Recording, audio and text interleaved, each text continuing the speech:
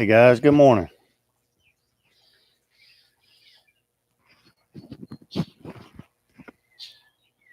Y'all let me know if y'all can hear me and see me all right. I'm gonna try to do this from outside this morning. Gavin, good morning. Mark, Jeremy, cheers, good morning.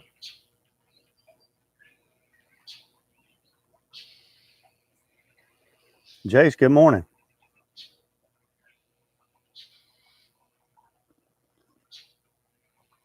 Rod, good morning, good to see you. Hope everybody's doing well this morning. I'm gonna give everybody a few minutes to get going this morning. Rhonda, good morning.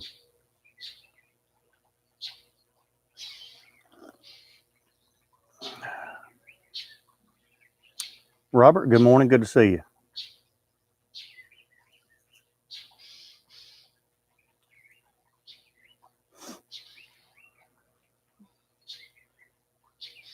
Rick, good morning. Awesome, thank you. Hope the glare's not too bad. I got y'all facing the sun, but if it gets too bad, let me know and I'll see if I can turn things around a little bit. It feels great out here this morning. It's probably, well, let's check the weather. Let's check the weather, see what it's going to be though. I know it's going to be hot today. Let's check it out, see what it is right now. 63 degrees. The high today is going to be 91. So it's going to be hot. Yesterday was hot and it wasn't that hot. So I think with the heat index today, it's going to be upper 90s, around 100 or so. Jeremy, rainy and high of about 40 here in Minnesota. Good grief, man. Yeah, it's going to be sunny and hot today. It was sunny and hot yesterday.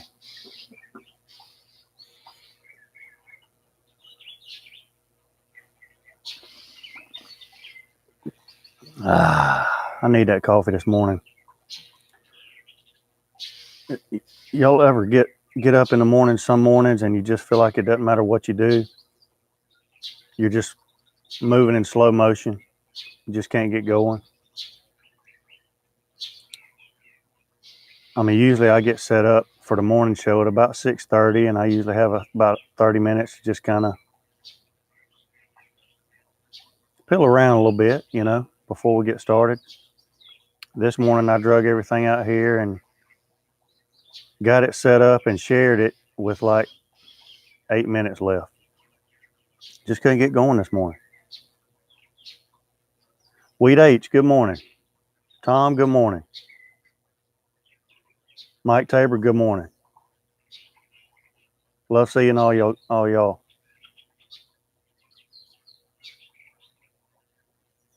Rhonda's dragging this morning too. It must be one of them mornings, but that's okay. Gavin, 80 in Australia at 8:30 p.m.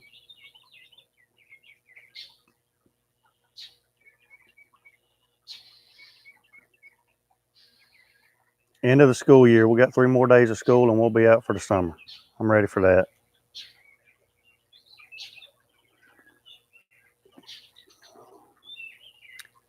Rick, yesterday was my birthday. Cooked on 3 grills at once. It was the GOAT. I'm sure it was, Rick. Happy birthday. Everybody wish Rick a happy birthday. That only comes around once a year, don't it, Rick? Here lately, it seems like it's coming by twice a year. Those bacon burn ends that you made look awesome. Yeah, we'll talk about that in just a minute, Jace. Speaking of Rick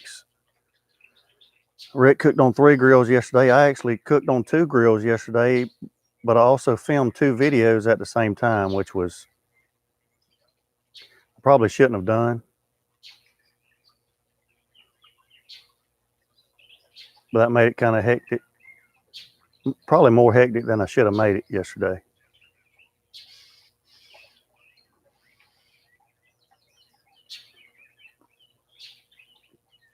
New backdrop, I like it. I just had it shipped in, Mike.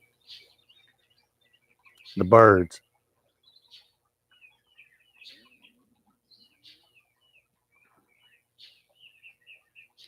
Rhonda's planning a high school graduation party for Saturday. Writing down the menu.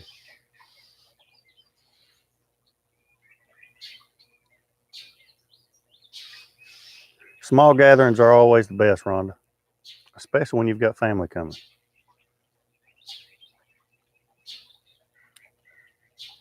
Well, let's go ahead and get started. It is 7:06, so we'll go and get started. First of all, I apologize for these birds back here. You can see one, he just landed on the flag right there. Well, right in that sago palm, the closest sago palm, I don't know if y'all can see it. I'll try to slide this around without trying to tear up everything. Let's see. Yeah, and this sago palm right here, well, I'm pointing at the screen like y'all can see it. Right there, there's a bird's nest, and we've got 2 baby birds in that bird's nest. And there's the mama bird right there. So y'all are getting like the whole Wild Kingdom Jus Piddlin version this morning. But there's 2 baby birds in that sago palm right there. And they, I mean, we've been watching them ever since they were, 2 little eggs in the nest. And then the eggs hatched, and so the mama bird's been flying back and forth feeding the baby birds and all that. Well, yesterday we kind of got over there and could look in there, and we could actually see them. I mean, they were moving around and stuff. And you could see the mama bird fly back, and you could see the little baby bird's mouths open, wanting to be fed. Well, late yesterday afternoon, me and Brandy come out here, and I saw a baby bird out in the street out there. And I thought, well, I hope it's not one of ours, but I think it was a baby bird that had fallen out of the nest out of one of the trees across the street. So I come out here to check on these, and they were actually out of the nest. And I don't even know if y'all want to hear all this mess, but it's good morning, and I'm telling you anyway. The way they fixed that nest was the mama bird can land on one of those palm fronds or whatever you want to call them, limbs, and she can actually walk down the limbs into the nest. Well, when I came out here yesterday afternoon, the baby birds had walked up out of the nest and were sitting on the ends of those sago palm limbs. And they were just sitting there. So it was pretty cool. We got some pictures last night of them, little fuzzy-headed birds. But as fast as they're growing, it ought not be but a couple of days, and they ought to fly the coop or get out of the nest or whatever you want to call it. And I'll be glad, because I won't have to hear that mess anymore. Because I understand she's protective and all that, but poor Sam, he comes out here, and that bird swoops down and bites him on the tail. And the cat comes out, and they go crazy when that cat comes out, swooping down at it and pulling the hair out of the cat and all that stuff. So I like the baby birds, but I'm not a big fan of the mama bird. Yeah, as soon as we're done here, just take a dip right on in the pool. It's probably a little chilly right now, but by lunch, it's ready. That pool with the water, I think yesterday morning, the pool water was 81 degrees. And by mid-afternoon, it was 85 degrees or more. So it heats it up pretty quick. Rick, 2 pellet grills and 1 charcoal, 3 bacon wrapped meatloafs, barbecue chicken, bratwurst, hot dogs, baked potatoes, green beans. So Rick, basically, I'm assuming y'all had a little birthday party, a little birthday gathering, and you cooked for everybody. That sounds like my kind of birthday party. I'd rather cook for everybody else on my birthday. It does sound like spring. It feels like, well, I think we had like 2 days of spring and it went straight to summer.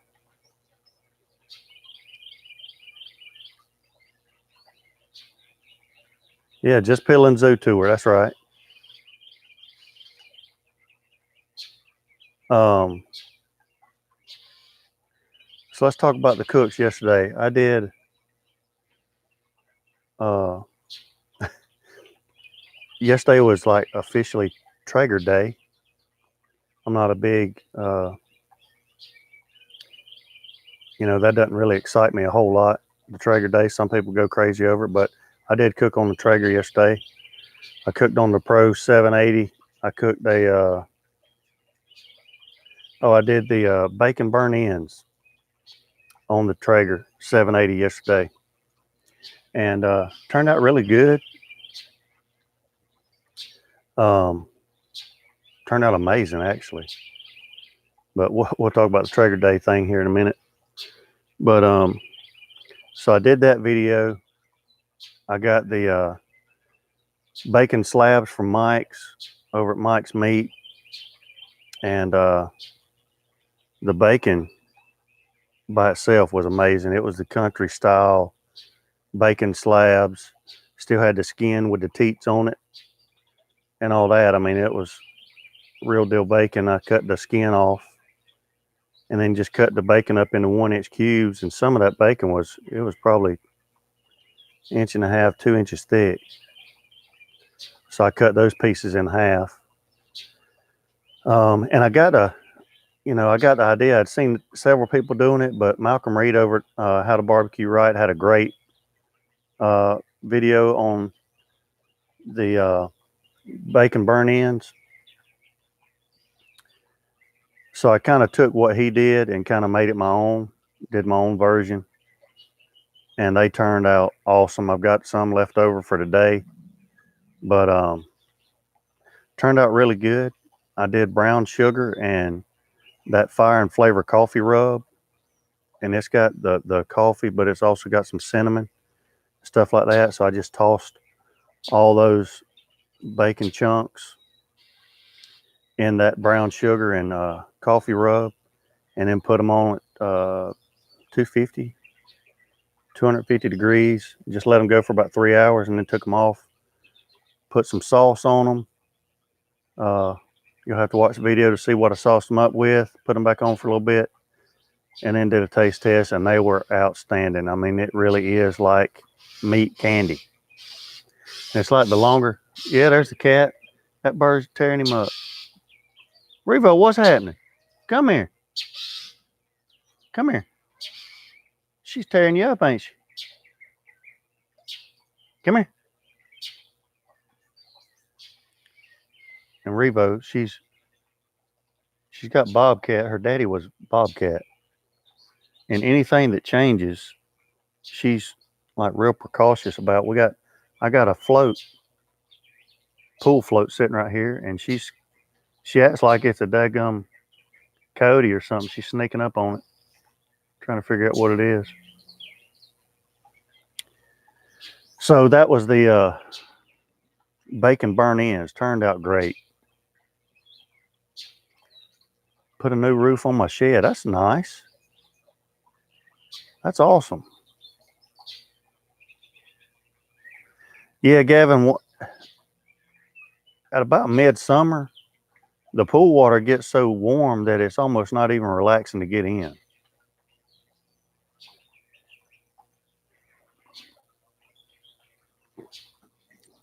It was bacon. It was bacon. They had already made it into bacon. They actually asked me twice if they wanted me to slice it, so you can buy it. You can buy it in that slab, and then get them to slice it before you bring it home. But I said no, I'm gonna do something else with it. So they asked me what I was gonna do with it, so I told them, and They were kind of excited to see how it turned out. It was really good. That's pretty cool that Sam's has pork belly.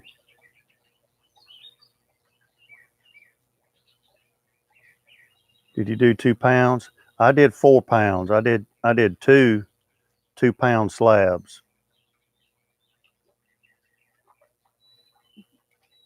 And like I say, I got it from Mike's Meats. This is not from a grocery store.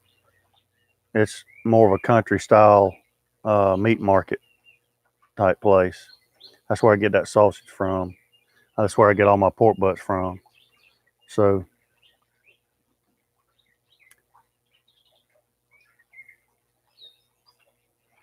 good morning, Albert.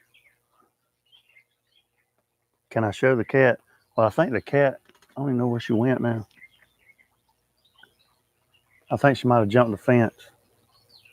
For a long time, we got her here and we had her front claws declawed. I know some of you might think that's cruel, but number one, she would eat us alive if we hadn't.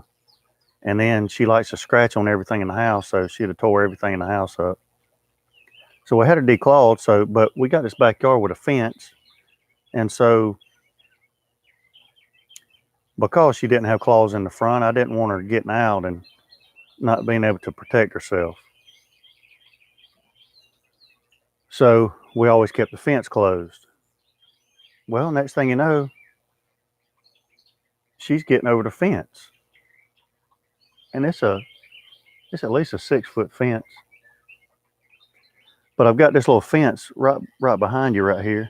I'll try to turn you around. I probably don't need to do this, but I'll try to turn you around and show you. But I got this little fence right. So that little fence right there. And it kind of separates one part of the yard from the other. And see how it goes right over to the big fence? And you see that stupid little piece right there that my genius self added? Well, I'll tell you about that. She kept getting out of the fence. And again, this must be the Wild Kingdom version of Jus Piddlin Barbecue. But she kept getting out of the fence. So I thought she was climbing on the top of that little fence and then jumping over. So I built that barrier. And so she would get on that little fence, walk over there, and then jump beside it and go over. So then I built a screen on both sides. And I mean, it looked like a junkyard on top of that fence for the longest time. And I'd come out here and she'd be gone again. So I spent all that time building that. There she is. I spent all that time building that thing over there. So one day I stood at the kitchen sink and just watched this stupid cat to try to figure out, because it became a challenge at that point. That cat's not going to beat me. So I let her out and I stood at the kitchen counter and watched her. She came out here, walked around a little while, walked straight over to the fence, looked up at it, and just jumped and landed on the top of that fence and then just jumped over. So the whole time she had just been jumping over, and I'm trying to build this elaborate thing over here, you know, trying to keep her in the backyard, and she just jumps over. So obviously I haven't taken that down. It's been up there 3 years now and it serves no purpose. And she just comes out here and jumps over, and then when she wants to come back home, she just jumps back over. So evidently she's done a good job of protecting herself, and she's not worried about it, so I'm not either. So there she is over there. She's sneaking up on the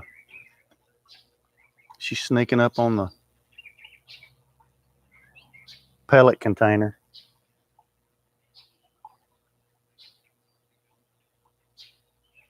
And I left the door cracked on the back porch, so she's probably going to go over there in a minute and just push it open and let herself in. Anyway, that's the cat story. I ordered some epoxy mix in pigment last night, and your sign is coming soon. Matt, man, that is awesome. Let me know how much it's going to be.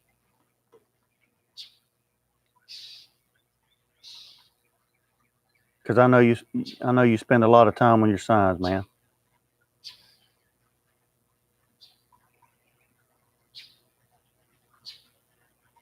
Yeah, I don't know about that, Mike.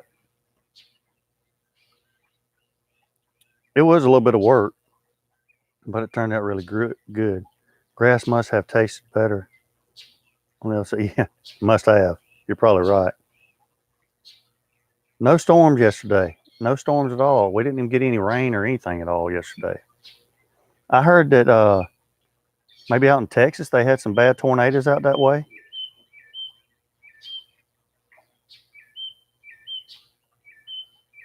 "1984, good morning." Matt, good morning, by the way. No, Matt, I want to send you something for that now. I know you do a lot of stuff. By the way, um, Matt, put your link down there too. Again, Matt makes some great signs. And when I say great signs, I'm not talking about like the little signs that I make. I mean, really intricate signs.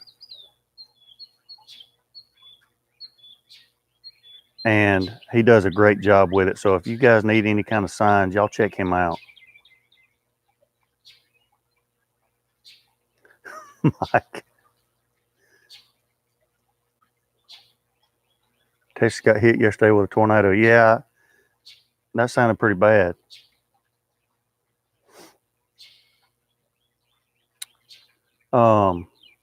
What else? Oh, the other cook. I also did a spatchcock chicken on the Kamado Joe yesterday. That turned out really good too. So far, man, there's the link to Matt's website.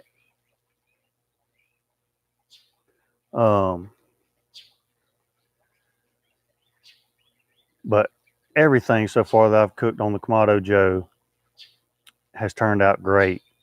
And yesterday wasn't as much about the spatchcock chicken part as it was just about cooking on the Kamado Joe, because it seems like, a lot of people are intimidated by Kamado style cookers for some reason. I see a lot of people complain about how they're hard to maintain temps or dial in the temps or whatever. I've had zero issues dialing in temps on that thing. And my advice is just to not just leave the thing open and forget about it and overshoot your temp, because then you're in trouble. But when it starts creeping up, if you'll just sneak up on the temp that you want to get it to, it'll hold it right there and just stay there. You don't have to do anything else. Add a couple of hickory chunks in there and cook that spatchcock chicken. It was like a 4.5 pound bird. Only took an hour. I cooked it at 350, 340, I think is what it was on. And the skin turned out great as well. Took it off, and then I pulled the meat off the bone, and we had some barbecue chicken tacos. Turned out really good yesterday. So I did that video as well. So hopefully sometime today I can get those edited, or at least one of them. I'll probably do the bacon burn ends first and do that, and then later on in the week that'll be that sun's right in y'all's eyes, ain't it? I'll do another one. I'll get the other one posted. So the chicken turned out good. I used just the Charlie's Choice. I had a little bit of Charlie's Choice left. It's basically just salt, pepper, garlic. And then I used, Harley gave me a Traeger chicken rub. And it has some citrus in it. You can really smell the citrus. Orange, a lot of orange peel maybe, lemon peel, and black pepper. And put that on there. It turned out really good. Cheers, Mac. Good morning.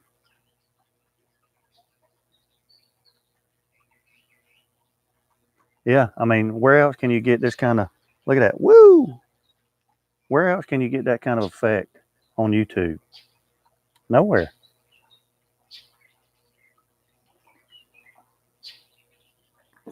Barbecue trucker. I did a smoky brown sugar pork loin yesterday. That sounds good.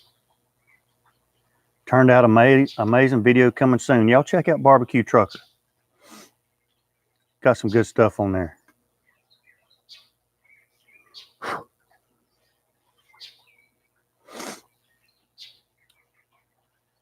Chicken tacos sound good. They did turn out good. They turned out really good. John, good morning. I know it, John. I appreciate you being here, man. But I can only imagine the beautiful sunset that or sunrise that you have to get in Colorado. Now, John, I don't know where you live, but I would want to be out there on one of those big prairies somewhere or something, or maybe with a mountain backdrop or something, with the sun coming over.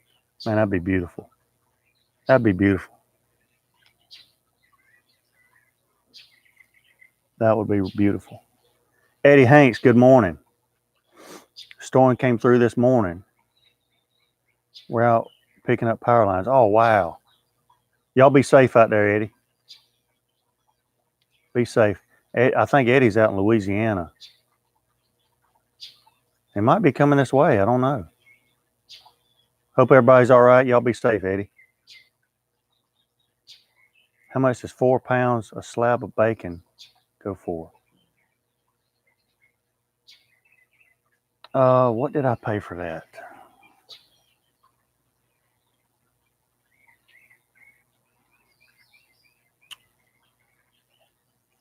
I don't remember, Mike. To be honest with you, I just knew that's what I wanted, so I just went in there and grabbed it. I want to say for 4 pounds of bacon, I paid like $13 for it. I think that's what I want to say.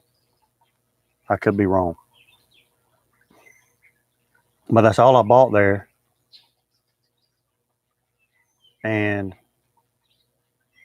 I think it was $13.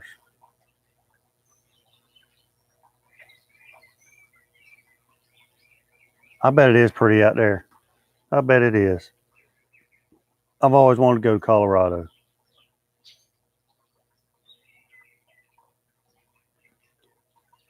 If it was cheaper. I'm not sure. I don't know.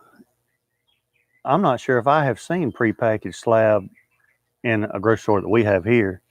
That's the only place that I've seen it was at Mike's, and I knew I could get it there.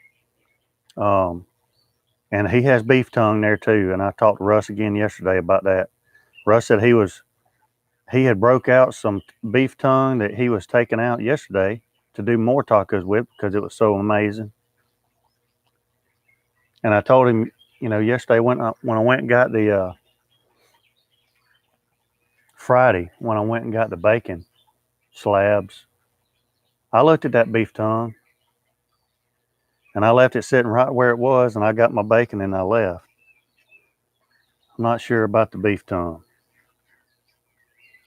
He keeps talking about it. I'm gonna have to try it just to say I've tried it. Did the brisket last Thursday? All went well. Cooked faster than I anticipated. I had too much pepper on my rub. But see, I heard a guy. Well, it was a guy from Franklin Barbecue. He said, and it's true. Good barbecue. Good barbecue is made from making bad barbecue. Now you're sounding like it wasn't bad, but you get the point. You make a mistake here or there, and so you learn from that for your next cook. So your next cook's better than your last cook, and that's the way it should be. Yeah, I don't think I can either, Albert. Now, I trust Russ. He said it was good. He went back for seconds yesterday, so it must be. Headed into work. Matt, have a good day at work, man. And Matt says smoked beef tongue tacos are awesome. You were born in Denver, but now I'm stuck in Cincinnati. Oh, man. Mike, you got the raw end of the deal somewhere.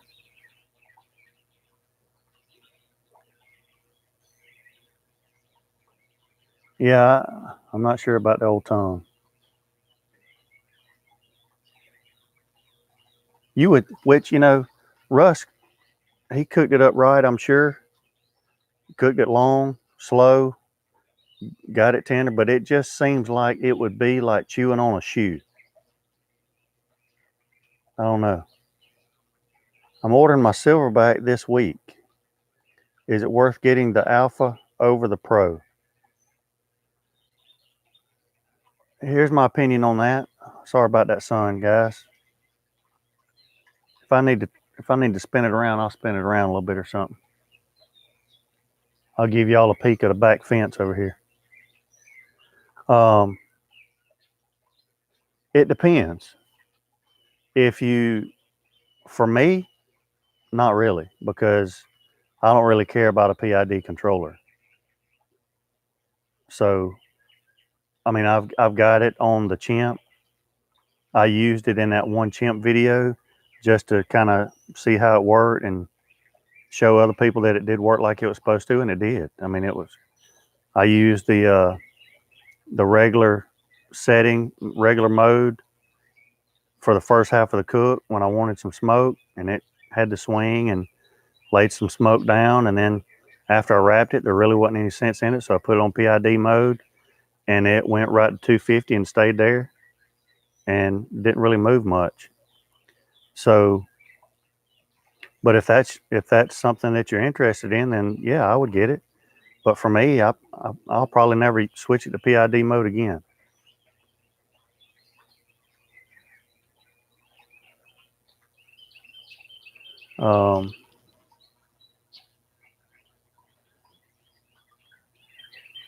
Just remember to take good notes so you can get it right next time. That's right, Rick. I forgot to ask, how's Brandy feeling? Feeling better. It's just taking her a long time to get over this cold, and I've been feeling weird too. I don't know. I felt like this time last year, and I don't know if it's. I'm thinking maybe it may be like allergies or pollen or something, but I'm just like real lightheaded and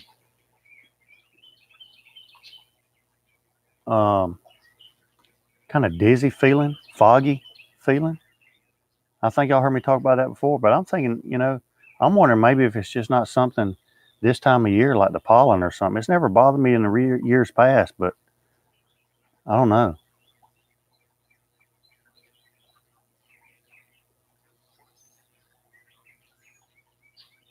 Dogfather Barbecue, good morning.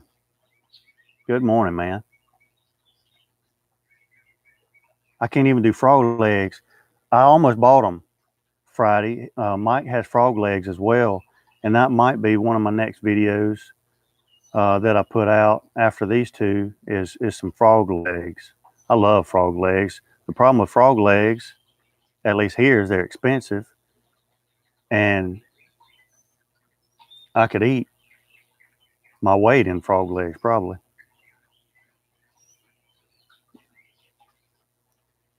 If you get that sun, you get a halo. Yeah, let me see. Oh, it's right behind me right there. How about that? I dubbed thee. Brandy's birthday was awesome. Didn't do a whole lot. Had some family over and did a little swimming, played a little cornhole and swam in the pool a little bit. Had a good time.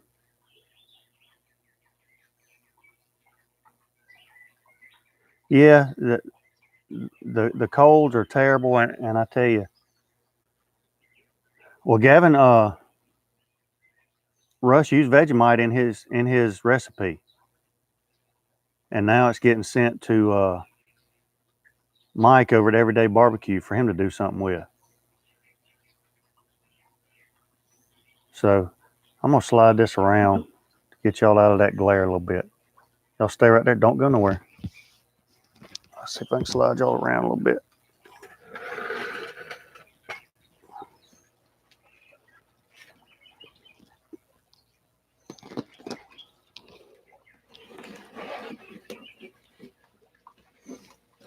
right there. Put that right there. Right there. How about that? Now I just got a side glare in my face, but that'll be all right.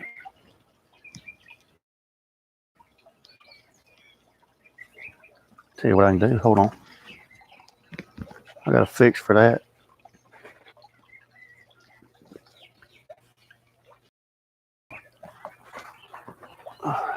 Boom.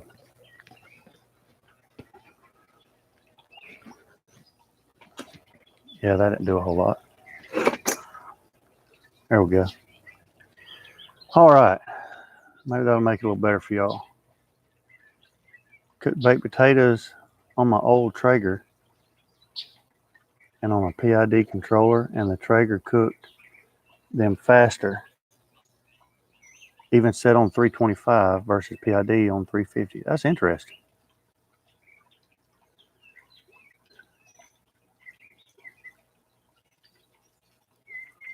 Looks like a fantastic day over there. It's going to be a good day.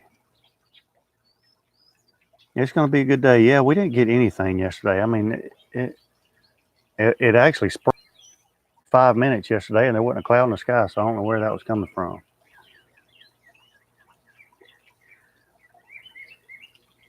Yeah, so there's the artwork over there on the fence back there. And this cedar tree right here, I think the cedar tree is dying. All these limbs right here are turning brown. And it didn't start doing that until we had that hurricane come through here, came up the coast and came through this area.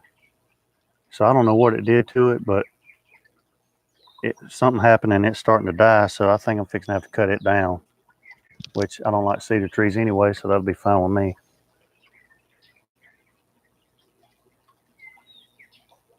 Could be that too, Rick. It could be that. It is beautiful today. Beautiful. Ain't a cloud in the sky right now. Not a cloud in the sky. So I got a question for you guys. Want your honest opinion. Dog Father, you tell me too. Maybe you can chime in on this. I'm in Austin.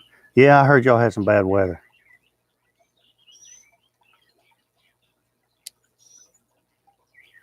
We have been getting all kinds of crazy rain. Yeah.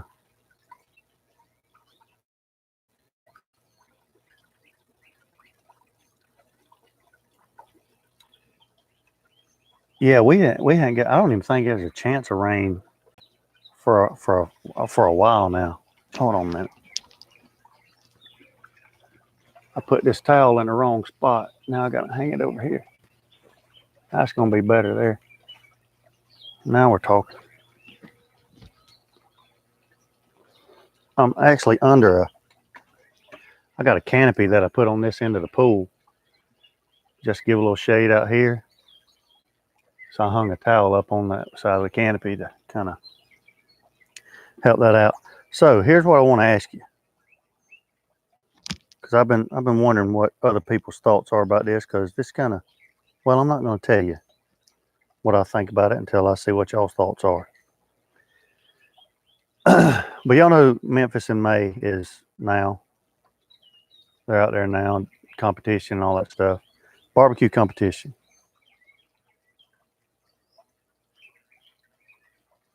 What are y'all's thoughts on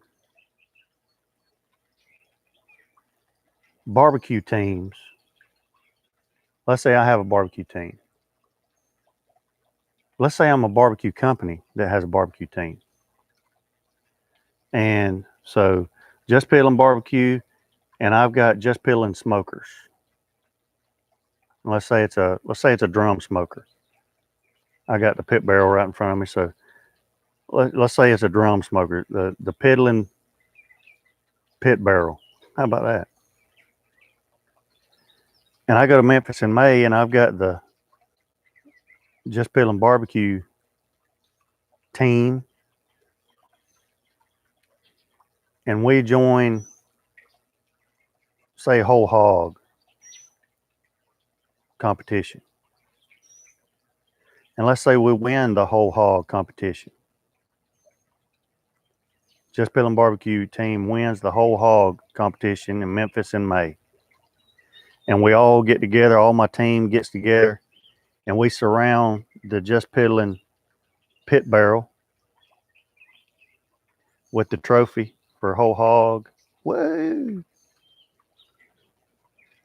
But I didn't cook the whole hog on my Piddlin pit barrel. So what are y'all's thoughts on that? Y'all tell me what y'all think on about that topic. I tell you, that glare is terrible. It's hard for me to read it. Y'all tell me what y'all think about that. I'll give y'all a minute to chime in on that. Y'all tell me y'all's thoughts. Good morning, Chef Johnny. Canadian Jim, good morning.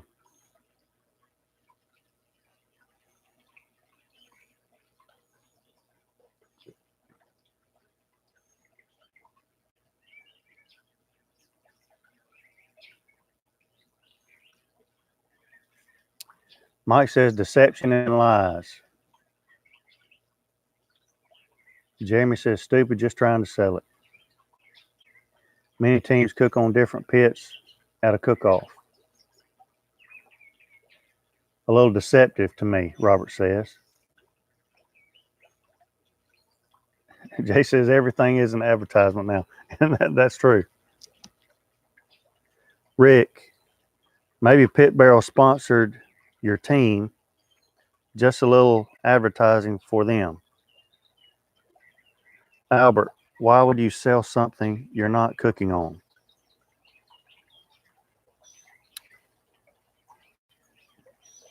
Austin, if you're endorsing something, use it. If not, don't endorse the product.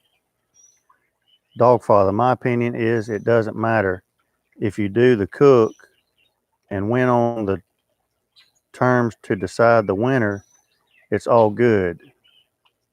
The hook is your pit barrel there, so it is in the marketing. And keep in mind, I'm just using this as a, I'm not saying it was pit barrel. I was using Piddlin pit barrel, or it could be whatever kind of grill. Y'all get my point.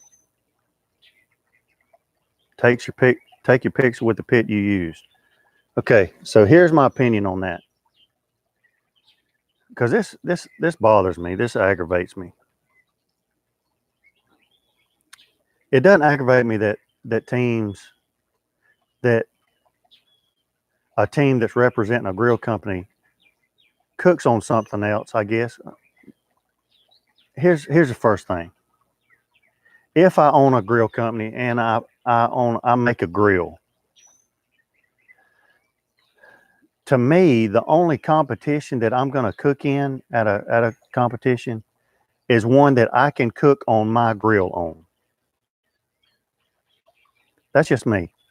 And I get it. I understand, guys. You don't have to even say, yeah, but everybody does that. Well, I know everybody does that. That doesn't make it right. But if I was making a grill, in other words, here's an example. Last year, RecTech, I think, won a RecTech team, I guess, won whole hog.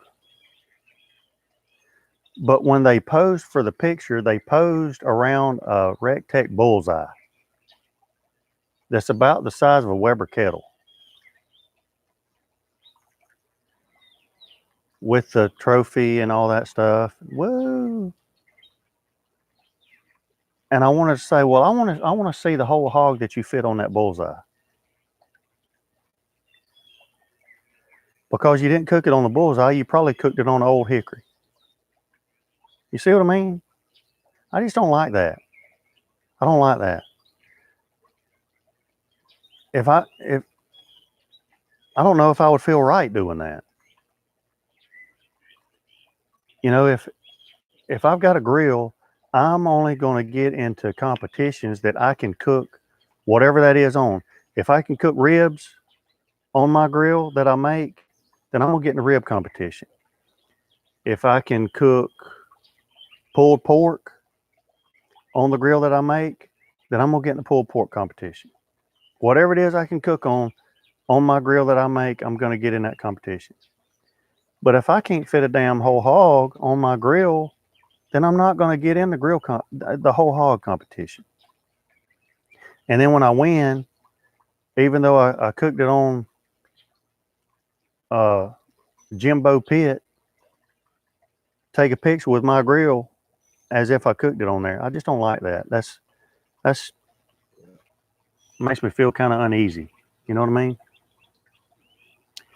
So that's my thoughts on that. That aggravates me about these competitions. I know everybody does it, and maybe you're following the rules to win the competition. I don't have a problem with that. But then don't take a picture right beside your grill as if you cooked it on that grill. You know, it's kind of like, you know, getting into a Volkswagen race, but you show up in a Ford Mustang and you win the race, but then you take a picture beside your Volkswagen. Well, you didn't drive that damn Volkswagen when you won the race. You know, I don't know. I don't feel good about that. I just don't feel good about it. That would be weird. That would be weird. Representing Volkswagen driving a Ford Mustang. I'm not. I can't do that.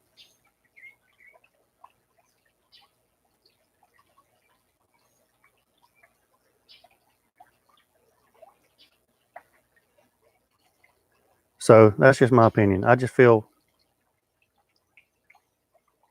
you know, uh, you know, turkey shooting. Your sponsor's Mossberg, but you use some other brand, Browning. But then when you win the competition and you pose with your Mossberg, is that the shotgun that you use for the turkey shoot? Well, no, I use that Browning over there. But buy this Mossberg. I don't feel good about it.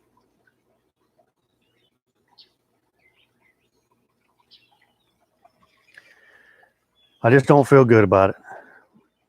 That's my opinion. I just want to see what y'all thought about it.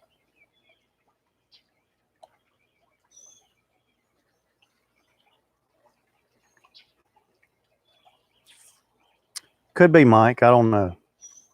Could be. I just don't feel good about it.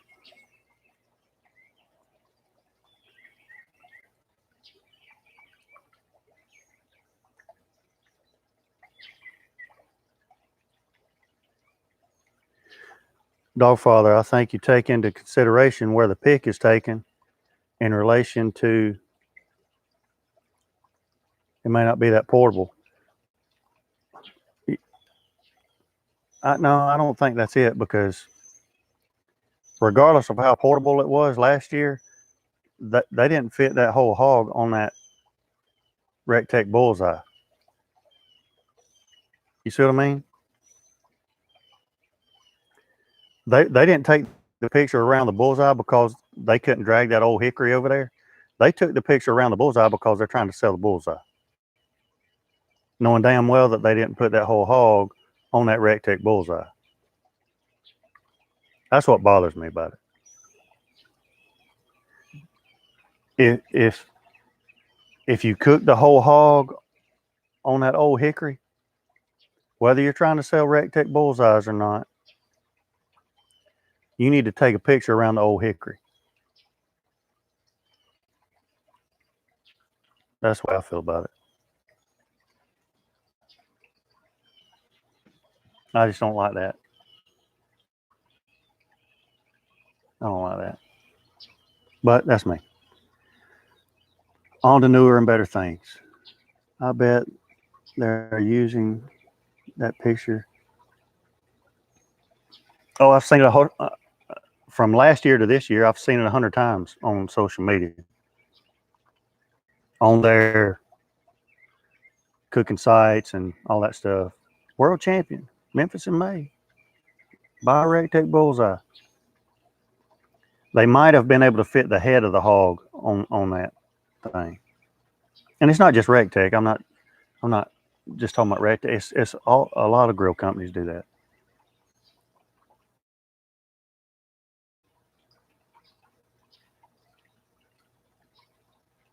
I will say, and Harley's at Memphis in May right now. Harley's been cooking all week. They've been cooking on Traegers all week. And I will say that Traeger didn't get into the whole hog because they couldn't fit a whole hog on their Traeger, and I admire that from them. If you can't fit a whole hog on there, I don't think you ought to cook whole hog, personally.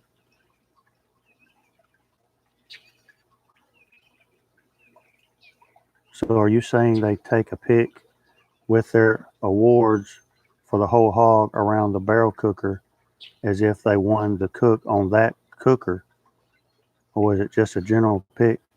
No, I believe they took a picture around their grill the way they talked it up after, days after Memphis in May last year, on social media, on the websites and all that stuff. World champions, Memphis in May, and they're all, around the bullseye and all that stuff. I've never seen a picture with them standing by what they actually cooked the whole hog on. That bothers me. I don't like it.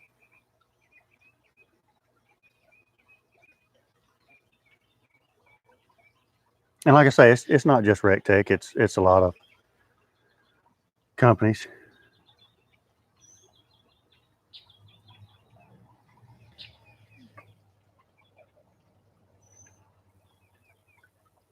I just wouldn't want the perception of that I was trying to. I wouldn't want to put that perception out there that I was trying to make people think that I did something that I didn't do, I guess. Harley Smith, good morning, sir. Harley, what'd y'all place in the ribs? I know Harley and them, they were in the top 10 in ribs.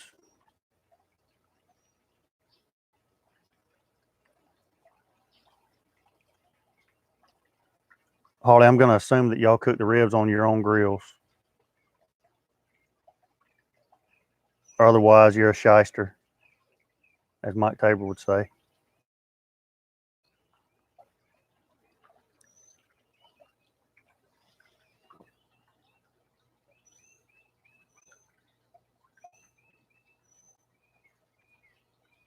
Harley's waiting to get in there and get his trailer so he can get out of there. Harley's been there since Tuesday. Placed 7th in ribs. Awesome. That's big for that competition. A lot of folks, a lot of entries. Probably 150 or 200, I would imagine. That's good to place 7th.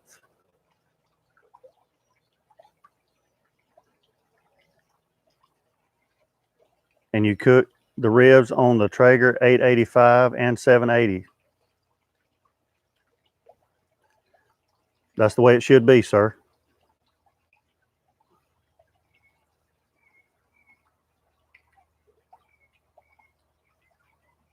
That's big for a 7th place. That's awesome, man. Awesome. Now you have to come make some of them ribs for me.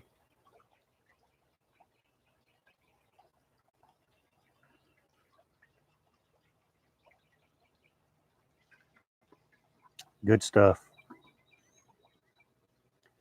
I know Harley's ready to come home. He's been there since Tuesday, I think. I think he left home Monday. Spent the night somewhere in Mississippi and then went the rest of the way Tuesday.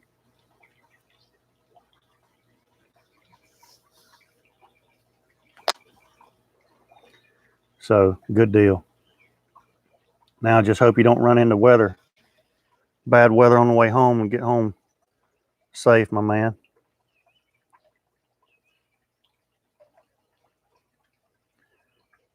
So y'all use the 1300s, the Timberline 1300 for pork loins, the 885s and the Pro 780s for ribs.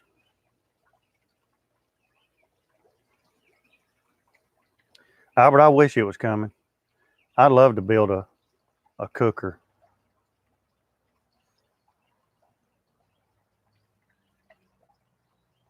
the problem is, Albert,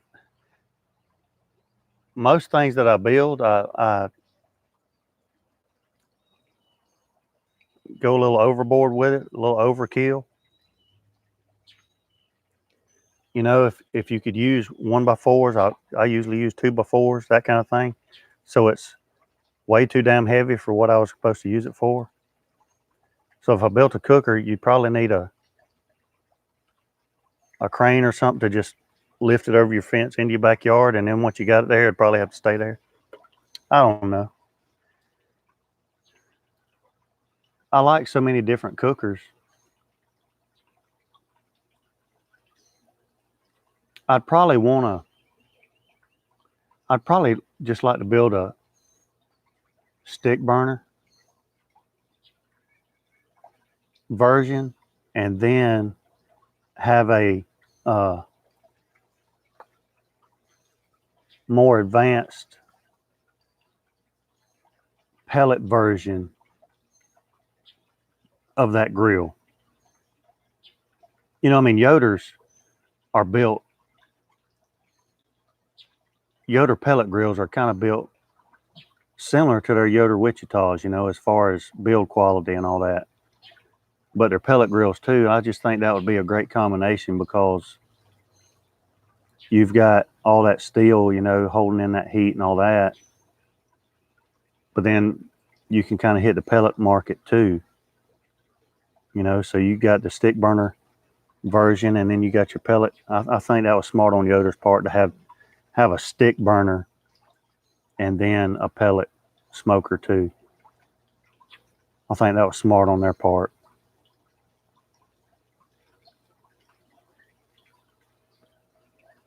Yeah, committing to just one cooker would be tough.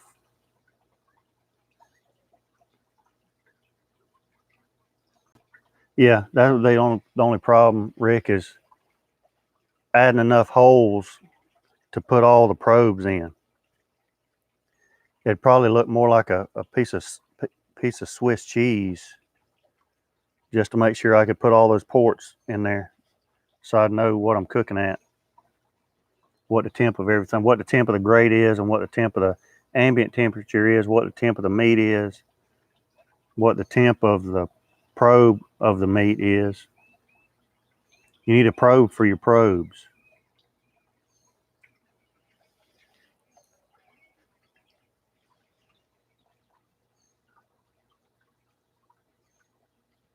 Curtis Nations. I'm sure he did some work on the ribs. I'm sure he did. All right, Holly. Holler at me after a while, man. Love you, boy.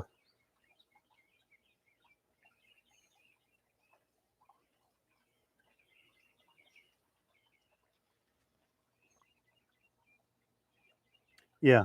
I saw another question today about time and temp for corn on the cob. That blows my mind. I didn't know you needed a time and temp for corn on the cob.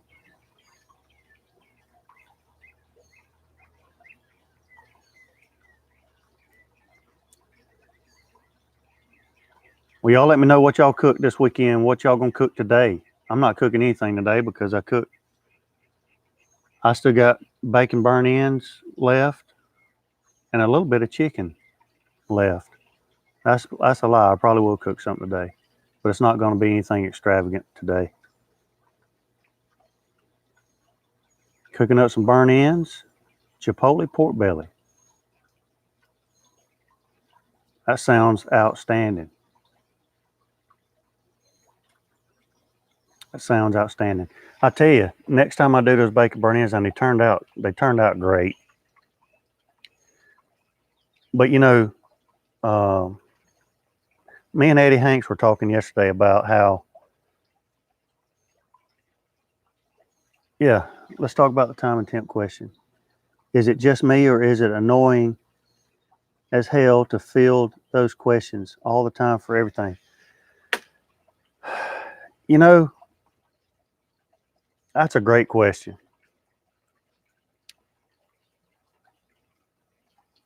And I hope nobody takes this the wrong way, because one reason why I do my channel is just I like to help people, you know? And so, and I think, and Dogfather, you're probably going to feel the same way. But like when I first started my channel and I would get questions, no matter what the question was, man, cool, you know, somebody's asking a question, you know, answer them, you know, cool. But after a while, I don't think it's the question as much as it is the monotony of the same questions that you've already answered, you know. And sometimes, and I try not to be this way, but sometimes it does get a little, what did you say? Annoying as hell. Sometimes it does get annoying, and I don't want to mean it in a way that people think they can't ask me a question because, you know, he's going to be annoyed with me if I ask him a question. I don't mean it that way. But I will say this. As many people are out there that are telling guys, don't worry about time and temp, worry about internal temps. I don't know how many times that's been said. But I also don't know how many times it's been said that you should clean your pellet grills out after every couple cooks, or what woods are going to burn hotter than others, or what kind of smoke you should look for, or, I mean, it goes on and on, you know what I mean? But it's like people just don't want to do their own homework, you know? All these answers are out there. If nothing else, they're on Google. You don't have to ask a single person some of these questions. You can just ask Google and find your answer, you know? But, you know, sometimes my wife's a lot smarter than I am. We were talking about this very thing the other day about people asking about time and temp. And I mean, yesterday I saw a question. Well, I saw another corn question yesterday. I don't know what the deal is with corn lately, but how long do you cook this for and at what temp and all that? And Brandy said it, and she's probably right. It seems like today that people just want to be told what to do. They don't want to make the decisions for themselves. They don't want to do their own research. They don't want to stick their neck out there and do their own thing. They want somebody else to tell them what to do. And partly because then if they do that and it turns out bad, then it's not their fault. Well, so-and-so told me to do it that way. So I think that has a lot to do with it. People cannot make their own decisions anymore. People want to be told what to do. They want Dogfather Barbecue to tell them how long they should cook their corn on the cob. When what I want to say is, what I want to tell them, and I don't type it, but what I want to type is, cook it the way you want it. I can't tell you how to cook your own corn on the cob. Maybe you like yours a little crunchy. Maybe I like mine mushy. So I'm going to tell you how I cook mine, and then when yours comes out mushy, you're going to tell me that my, you know what I'm saying? I mean, I don't know how you like your corn. I don't know how you like your steak. Cook it how you want to. You know, questions like, what rub should I use on my ribs? Well, what rub do you like? Well, then use that rub. I don't know what you like. I may tell you to use a rub that I like, and it may be totally opposite of what kind of flavors you like. I can't tell you that. Make up your own decision. You know, and I don't want to sound, you know, like a jackass, because that's not how I mean it. But to your point, you know, sometimes you just want to say, make up your own mind, you know, do your own thing. That's what I was saying earlier. You know, Good barbecue is made from making bad barbecue because you learn from it. You learn what not to do. If everybody's telling you stuff to do, you're not really learning because you're not using your own ideas and deciding what worked and what didn't. You're asking other people to tell you what to do, and then when that doesn't work, guess what you're going to do? You're going to ask somebody else what you should do. Decide on your own. You know, it's okay to fail every now and then. It's okay to make mistakes every now and then. Learn from it. I made a mistake yesterday. And here's a little tip for you, pellet grill guys. It could be any kind of grill that uses any kind of drip pan or drip can or anything. All of my pellet grills, whenever I get through using my pellet grills, I usually take my drip can and open up the lid. I put my drip can inside and close it, because before I start up any of my pellet grills, I always open it up, see if it's clean, see if I need to clean it, that kind of thing. And I see the can in there. That reminds me to put it on the hook.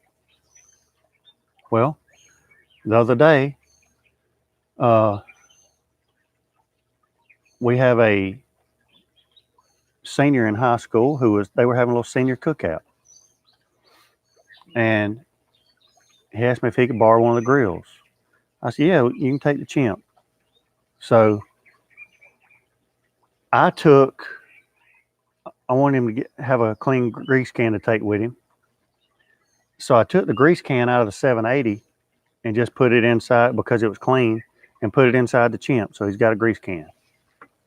Well, yesterday when I go to cook with my 780, I lifted it up, cleaned it out. I even changed the tinfoil and everything. But I didn't see the grease can in there because it wasn't in there. And I was cooking bacon burnt ends. Obviously, there's a lot of grease in bacon burnt ends. Matter of fact, I can see the spot down there on the cool deck now. I don't know, hour into the cook, we're sitting over there on the patio. I look out there and I see drip, and I think, God almighty, that's a mistake, you know? So I went and got another grease can, put it out there, but I got a little spot down there I got to clean up today. So again, you know, simple little mistake, but you learn from it. And I had what I thought was a safe proof method, so I wouldn't ever forget the grease can, but it wasn't safe proof. So, but you know, little mistakes like that, you learn from it. Same with cooking. You know, you're going to make mistakes. You're going to, you know, do all that, but you learn from it and you move on, you know. But you don't need other people to tell you what to do.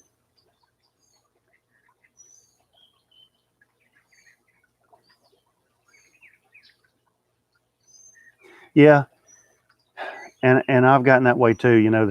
And I talked about this the other night, Wednesday night. It's sad now when you go on these forums, and I've got to where I don't even comment on anything anymore. When you go on these forums, before people ask questions now, the first thing they say is, please don't be too critical of me, or, you know, please take it easy on me when I ask this question, but, and then they go and ask the question, you know. You can find better sources of information about cooking than these forums. These forums are probably the worst place that you really want to get your information from about cooking, to be honest with you.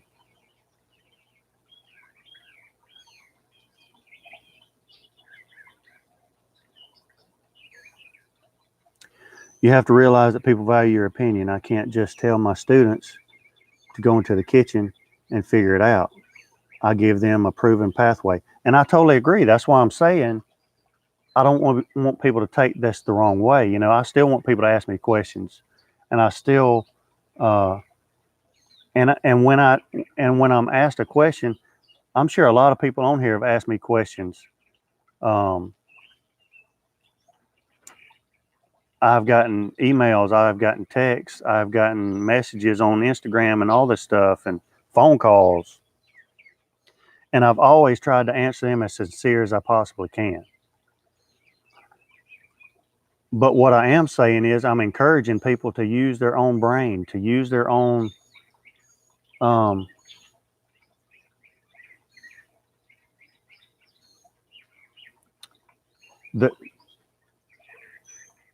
it just takes a little bit of research.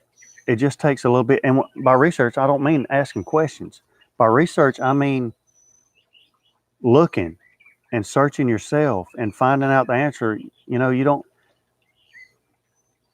I think there's a lot of people that are setting themselves up for criticism by some of the questions they ask when 5 minutes worth of research could have probably saved them some of that heartache, you know?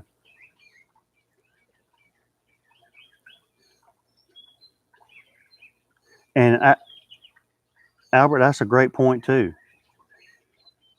You know, some of these folks that just start out,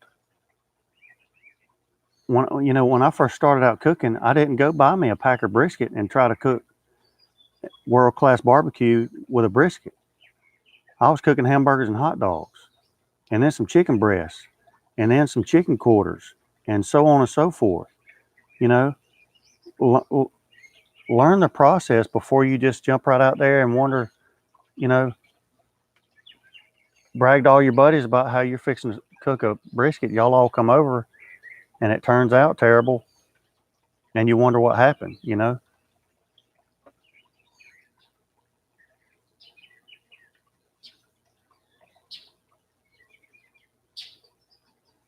Yeah, Dog Father, I agree with you. You know, trust me, I'm humbled and appreciative of people who want my opinion and that value my opinion. You know, it's kind of like our kids. You know, one of our kids. I appreciate the fact that, you know, one of our sons might value my opinion and want to ask me something, but I would be prouder of him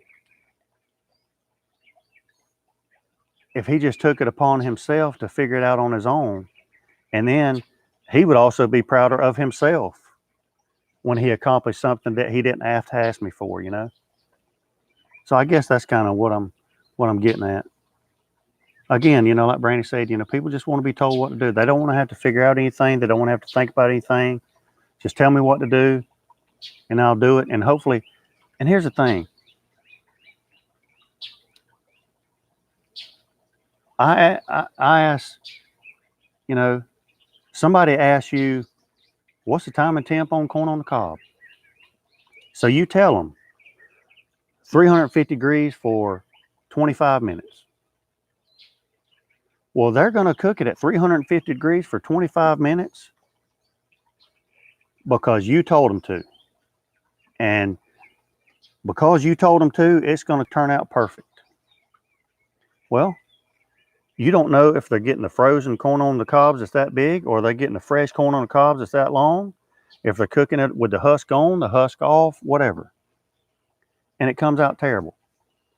Well, old Chef Smitty told me 350 degrees for 20 minutes. It didn't turn out right. So then you're on the hook for it, you know?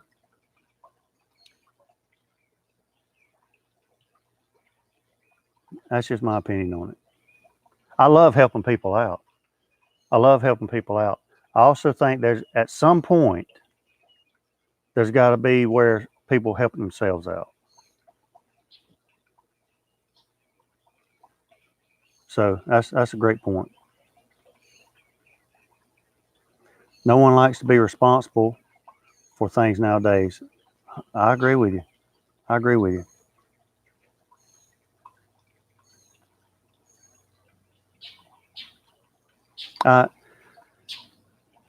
There's old Sambo.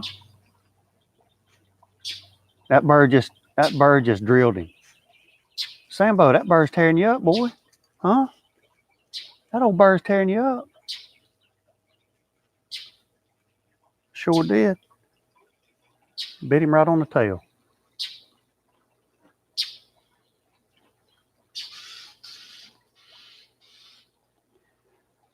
when I used to train coon dogs, you put that young dog with an old dog.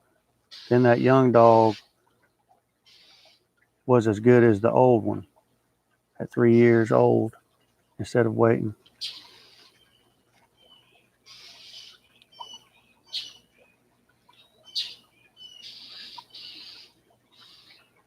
Yeah, I kind of see your point, but we're not talking about dogs. We're talking about human beings. Human beings have the innate ability to figure things out on their own too, you know?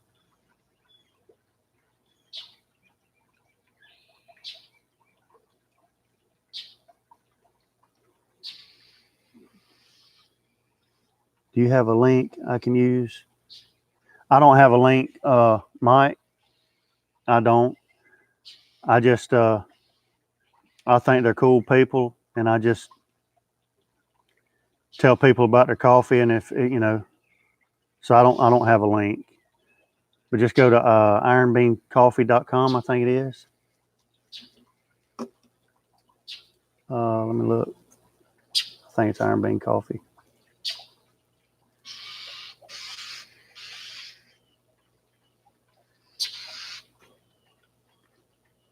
ironbeancoffee.com.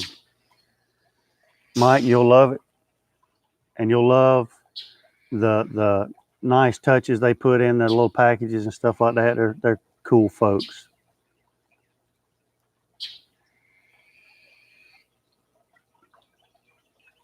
I appreciate that though, Mike. I really do. They're good folks. Do you ever use pink butcher paper to wrap your meats? I do. That Kobe brisket that I did, I used the butcher paper in it, and I've got butcher paper in there. I probably don't use it as much as I should. I use foil mostly because I keep it out on the back. I got a foil dispenser out on the back porch in my cabinet. I don't keep my butcher paper out here on the back porch just because of moisture and all that. So the foil is more readily available. So I just grab it more than not. But I probably should use more of that pink butcher paper.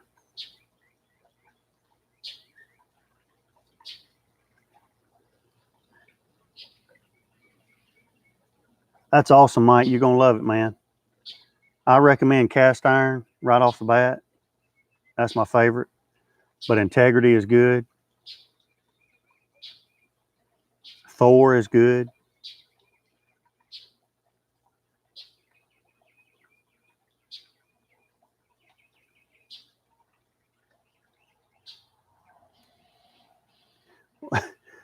I guess it's the teacher in me, but I teach. And if someone wants to know, I teach them. I mean, that's cool. I mean, but I'm a teacher too. That's what I do for a living. But I think people remember more things when they mess up because they learn from their own mistake rather than from somebody telling them that they messed up. You know, everybody's a different teacher.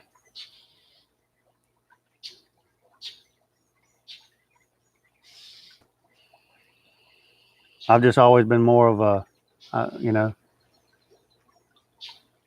maybe it's because of the Marine Corps, maybe it's how my daddy was with me, but maybe I've just been more of a harsher parent and a harsher teacher than others. You know, that we've got all kind of teachers at our school. We've got teachers that would rather be the kid's best friend than be their teacher. But most of the time, those teachers always seem to have discipline problems in their classrooms. When the students walk into my classroom, they know exactly what I expect. And I don't really have any discipline problems. It's the same way with the learning aspect. They know that I'm not going to spoon feed them everything.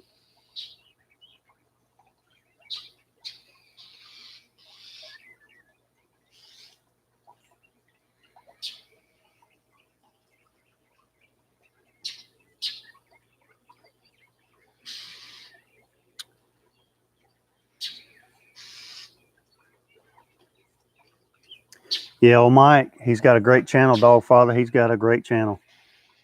And better than his channel, he's a great fella, great friend.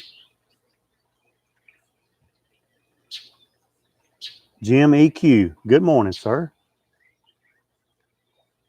This glare on this screen is making it hard for me to see it. And my sunshade just blew off. We attended our grandson's Marine MEP ceremony on Friday. He's headed to Camp Pendleton next. That's awesome, man. That is awesome.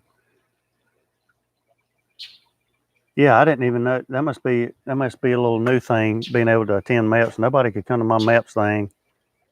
That was I remember that day like I was yesterday. I remember taking the oath and standing the room that they walked us in, the floor, the walls, the ceiling, everything was red velvet. It was kind of cool, but it was kind of weird. And we all took the oath, and then I got on that van and went straight from Atlanta to Parris Island. And it was on from then. So man, thinking about that, I admire him, tell him congratulations. But I'd also put a little pit in my stomach because I know what he's fixing to go through. But best thing he'll ever do. Best thing he'll ever do.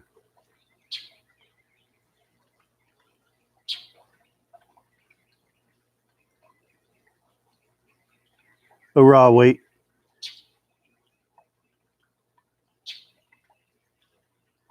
All right, guys. We've been here over an hour. What is MEPS? MEPS is the entry program that you go to. That's where you kind of get your physicals. You go through your physicals and all that stuff. And funny story real quick, and then we'll get out of here and get our day started. When I went to MEPS, me and Harley both had to get waivers because I don't know how. I don't know why, but first of all, we're not very flexible at all anyway. But then both of our toes somehow when we were kids got broke like on a weekly basis. Well, there was a stupid thing that we had to do. First of all, we were on a hard tile floor. And we had to do duct walk, and we had to do all kind of stuff to make sure our joints were good and all that. Well, there was a stupid thing that we had to do. And keep in mind, we're barefooted. And we were like on our knees on the floor, and we had our hands behind our back, and we had to just rock back on our toes. And without touching the floor with our hands, you just rock back and stood up. Well, my toes won't bend, you know? So I can't get my toes under there to rock back and stand up. So when I rocked back, it was like I was a daggum ballerina on my toes, on the tips of my toes. I mean, so it didn't matter how hard I rocked back. I was finna break my toes again. Harley couldn't do it either. So we had to get waivers for our toes. But thankfully, they still let us in. They must have been needing guys bad back then. But yeah, eyesight, hearing, joints, flexibility, and all that stuff. You do all your tests, get all that done, and then if they clear you, you get a lucky, all expense paid ride to Parris Island or Camp Pendleton. Actually, MCRD San Diego and then Camp Pendleton. Cool stuff, though. When I go to the parent-teacher conferences, the teachers thank me for showing up and asking important questions. They don't. That's sad too, Mike. The only time we get, and this is the truth, but this is sad, but this is our world today. School, public education has become a community service center. It's no longer Teachers do not, it's not like in the 40s, 50s. Teachers do not go to school and teach students reading, writing, arithmetic, science, social studies, and then go home. Teachers today go to school and they may bring a bag of clothes with them to give to some of their students. They may bring a couple of cans of food to give students at the end of the week. They're going to bring writing utensils, pens, paper to give students because the students aren't provided with that from home. They're going to give them lessons on manners and what's appropriate and what's not, and all that stuff. Mentoring and all that. And then throughout the day, and provide breakfast and lunch for them. And sometime throughout the day, they might get to do a little math and spelling and reading and science, social studies. They might get to do that throughout the day, in between all that other stuff. That's what it's become. It's become a community service center, not a place for education, which is why you have kids graduating now that can't read their high school diploma. They can't read what their diploma says, but they graduated because we can't leave them behind. Again, we can't let them fail. You know, when I was in school, if I didn't pass, meaning 70 or above, then I failed that grade. I had to repeat it. Why? Well, because I didn't learn what I was supposed to learn in that grade. Now we don't do that. If the student failed, it must have been something that the teacher did. It must have been something that somebody else did. It's not their fault. We got to move them on anyway. So when we move them on anyway, now they're a year behind. And throughout their whole 12 years of schooling, that happens. So every year that they don't get taught for that specific grade and they get moved on, they're another year behind. We're not doing these kids any favors by doing that. We're not doing them any favors. That's my opinion. You know, maybe it's harsh. You can say it's harsh if you want to. We're not doing these kids any favors at all. You know, kind of like the people asking questions. Maybe we're not doing them any favors at all by spoon feeding them everything. Maybe that's harsh. I don't know. If you give people everything, then why are they going to try to earn it? If you can only fail a student once in their first 5 years, if they fail the first time in first grade and you can't fail them again for the next 3 or 4 years, they know that they don't have to do anything for the next 3 or 4 years and they're going to pass. What is that? What is that saying? If you give the person that's working at McDonald's $15 an hour,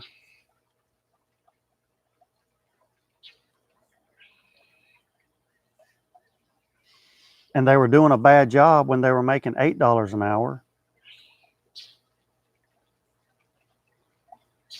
you just told them they don't have to do a better job to get more money.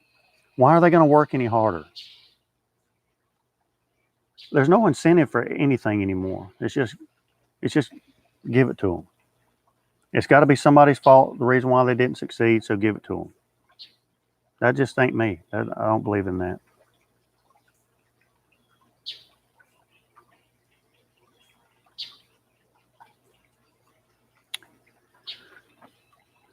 It's I struggle with that on a weekly basis, which is why I wish I could find something else to do, because it's not going to change. It's only going to get worse, because once you've gone down this path, that we're going to in public education. You can't go back.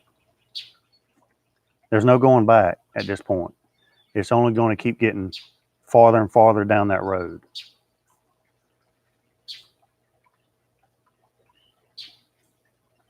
And I just don't agree with it. There is no discipline anymore. You can't discipline anybody anymore at schools. I mean, you can't. And now the kids know that you can't. So they can just act a fool and do whatever they want to do. There's really nothing you can do about it. And gone are the days of parenting where, like my mom, if I got in trouble at school and the teacher told my mom what I did, then I got tore up again when I got home. It's not that way anymore. Now, if you call a parent and tell the parent what their child did, they don't believe you. My baby wouldn't do that. It must have been somebody else that caused him to do that. That's what it has come to now. So it's not going to get any better.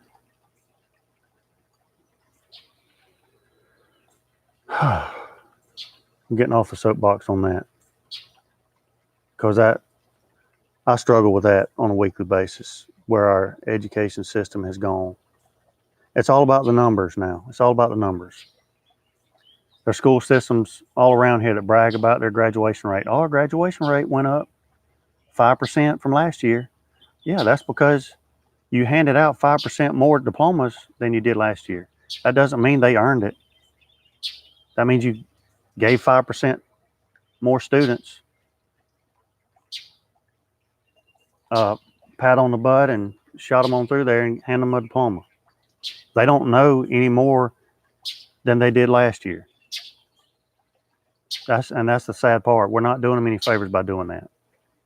You're putting them out into the world. They're not prepared for college, you know. And trust me, I'm telling you from experience. Between me and Brandy both, we've got 6 kids. So we've all seen them go through high school. And, you know, I've watched, you know, one of ours struggle to take an ASVAB because he couldn't pass the math, even though he just graduated high school. Or, you know, another one go to college and get in that first college math class and realize I don't even know what they're talking about. Why? Because they weren't prepared in high school. Why? Because they're worried about the graduation rate and they just scoot them on through so that they can get the graduation rate higher. Tell the state our graduation rate went up, so now you can give us more money. That's what it's about at the end. Money.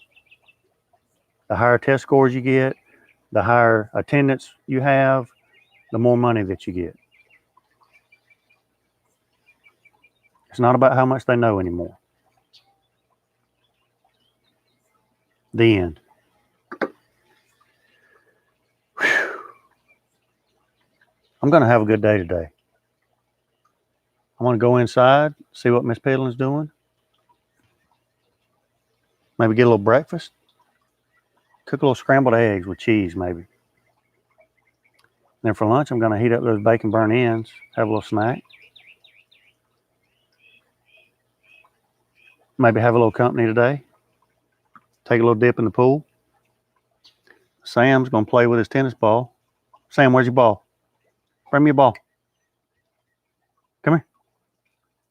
Sam, yeah, he's got his ball. He loves this thing. He's staring at it right now like it's a big juicy steak. And if you take it from him, he's lost it.